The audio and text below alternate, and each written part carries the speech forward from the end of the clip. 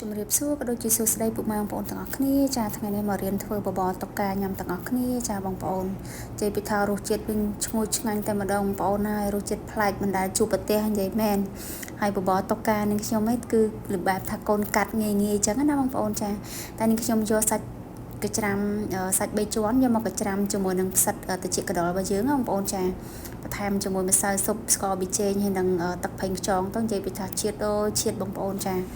ឡូវនាងខ្ញុំដាក់រំលែងជាមួយនឹងខ្ទឹមចាបងប្អូនចាហ្នឹងហើយរួចរាល់មកក៏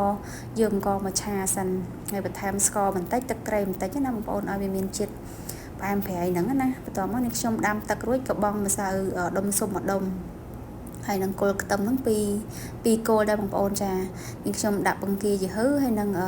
ឆៃប៉ៅរបស់យើងហ្នឹងបងប្អូនចាហើយអាផ្សិតត្រចៀកកដុលដែលសល់ហ្នឹងនាងខ្ញុំបង់ចូលជាមួយតែម្ដងឥឡូវនេះយើងចាប់សាច់តិចដាក់ទៅយើងសាច់ហ្នឹងរបៀបថាយើងមូឲ្យវាដុំណាបងប្អូនចាហ្នឹងហើយរងាស់វាឲ្យពុះឲ្យវាចេញជាតិបានល្អណាបងប្អូនចាចាំយើងចាក់អង្ករចូលហើយបន្ថែមជាមួយនឹងខ្ញីតិចមកស្ករសបន្តិចមកបងប្អូនចាហើយកុំភ្លេចបើស្ទើអីយើងដាក់ទឹកត្រីថែមតាមនឹងទៀតណាបងប្អូននិយាយពីរសជាតិវិញបងប្អូនហើយឲ្យ10លើ10តែម្ដងនិយាយមែនអត់ដែលធ្វើបបរណាឆ្ងាញ់ដូចបបរហ្នឹងទេបងប្អូនហើយងាយស្រួលធ្វើទៀតផងនេះ